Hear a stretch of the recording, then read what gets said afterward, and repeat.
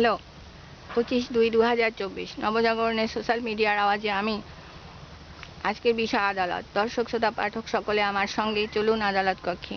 ডাকব সহকারী জজ আদালতের মাননীয় উকিল কর্তৃক প্রেরিত নোটিশ মামলা 321/2022 এবং আমার গ্রাম আদালতে 8 নম্বর বাজে ইউনিয়ন পরিষদের চলা মামলা 2021-এর ভিত্তিতে ইওর অনার, আমি আপনার কাছে জনতার আদালত এবং গ্রাম্য আদালত এর মুখোমুখি হইয়া বক্তব্য পেশ করিবার অনুমতি প্রেয়ার করিতেছি।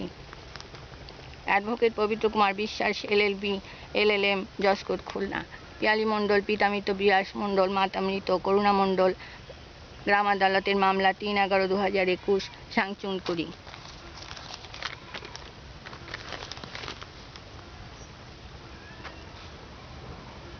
আমি আমার আত্মপক্ষ সমর্থন করিয়া মাননীয় আদালতের অনুমতি প্রেয়ার করি এবং আমার বিজ্ঞ উকিল মহাশয়ের প্রতি যথাবিহিত সম্মান প্রদর্শন করিয়া আমি আমার বয়ান পেশ করিতেছি। প্রথমত, উকিলবাবু, আপনি গ্রাম আদালতে চেয়ারম্যান বরাবর যে নোটিশ করিয়াছেন, এটাও আপনি বলিয়াছেন লিগাল নোটিশ, কিন্তু আমি বলি এটা ইনলিগাল। কারণ আমার বিজ্ঞ উকিল কি জানেন যে 2021 সাল হইতে আমার গ্রাম আদালতে মামলা বহাল রহিয়াছে। প্রথমে যখন 2021 সালে আপনার মক্কেল আমার অংশের মধ্যে হামলা করে, তখনই আমি এই কেস দায়ের করি। 22 সালেও সে হামলা করে এবং 23 সালে সে এই জায়গায় স্পটে হামলা করে। দেখুন আপনি, তার সঙ্গে 2021 সালে তাকে নোটিশ করা হইয়াছিল। সে সম্পূর্ণ অস্বীকার করে, এই সমস্ত ব্যাপার আপনাকে গোপন করিয়াছে। 2024 সালে সে বলে বাটোয়ারা মামলা করিয়াছে, কিন্তু ইহার কোনো আর্জি বা কোনো কিছুই আমার অবগত নহে। আপনি বলিয়াছেন আমি সহ 16 জন বাদী রহিয়াছে, কিন্তু ইহার কিছুই আমি জানি না, বরঞ্চ আপনার এই নোটিশে আমি জানিতে পারিয়াছি। 326 খতিয়ানের একটি ডাক BRS 2740 মানস বোস দিগের নামে রেকর্ড হয়। ইহার তো রেকর্ড সংশোধনের মামলার আওতাভুক্ত।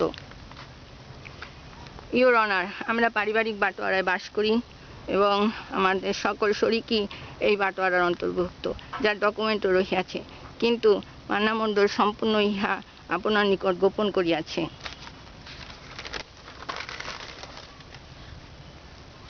ভূমি সহকারী অফিস ও থানা নির্বাহী অফিসে আমার ফাইল জমা করা রহিয়াছে।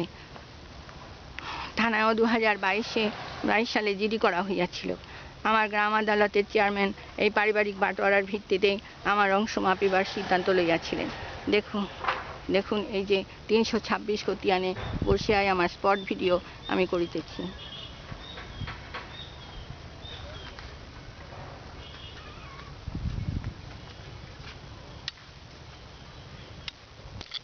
দ্বিতীয়ত, আমি গোপন কিছু করি নাই, বরং আপনার মক্কেল মান্না মণ্ডল অনেক বিষয় আপনাকে গোপন করিয়াছে। আমি বড় সন্তান, আমার মার এফিডেভিটকৃত জজ আদালত কর্তৃক এই প্রমাণ আমার নিকট রহিয়াছে। তারপরে আমার মার সঙ্গে সে প্রবঞ্চনা করিয়াছে এবং আমার সঙ্গেও সে প্রবঞ্চনা করিয়া চলিয়াছে। আমি হতবাক ও বিস্মিত হইতেছি। উকিলবাবু, আপনি সকল বিষয় ওয়াকিবহল না হইয়া গ্রাম আদালতের চেয়ারম্যান, উপজেলা চেয়ারম্যান, জেলা প্রশাসক এবং সম্মানীয় সকলকে এই নোটিশের আওতাভুক্ত করিয়াছেন।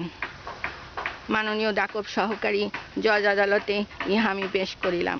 আমরা গ্রামে বাস করি, গ্রামের আদালতে বিচার অধীনে আমরা, এবং সকল বিচার করিতে আমাদের গ্রাম আদালতের চেয়ারম্যান তিনি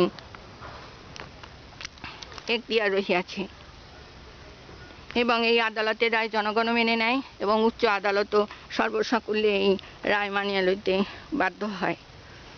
উকিলবাবু, আপনি আপনার সেরেস্তায় যে মামলার আর্জি জমা করিয়াছেন, এটা কি শুধু আপনার মক্কেল মান্না মণ্ডল দেখিবে তাহাই হয়, না তুয়া আমরা বাদীরা সকলেই দেখিতে পারি? আপনার নিকট আমি প্রশ্ন রাখিলাম। আপনার মক্কেল এই আর্জি সম্পূর্ণ গোপন করিয়াছে। এসে অনুযায়ী 326 খতিয়ানে 6 একর 84 শতক জমি বিআরএসে করুণা মণ্ডল গং দিগের নামে আমি এই খাজনা পরিশোধ করি 28 সাল পর্যন্ত। আমার মা 12/6/2023 সালে মৃত হইয়াছেন। 25 বছরের দখল সত্ত্বে সে মান্নাকে 37 শতক দেয় এবং আমি 31 শতক তাকে সাবকল করি। এই সম্পূর্ণ বেচাকেনা পারিবারিক বাটোয়ারাতেই হইয়াছে। 326 খতিয়ানে। আমি স্পট ভিডিও যে সে অন্য অংশে কি করিয়া সে বিল্ডিং দেয় তার স্পট ভিডিও আমি এর সঙ্গে সংযুক্ত করিলাম।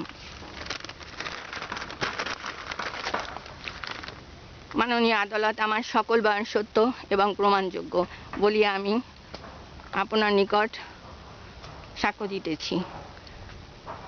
পারিবারিক বাটোয়ারা চলাকালীন সময়ে কি করিয়া আবার দেওয়ানি বাটোয়ারা হয় এটা আমার বোধগম্য নয়। সর্বশেষে মহামান্য আদালত ডাকব সহকারী জজ আদালতের প্রতি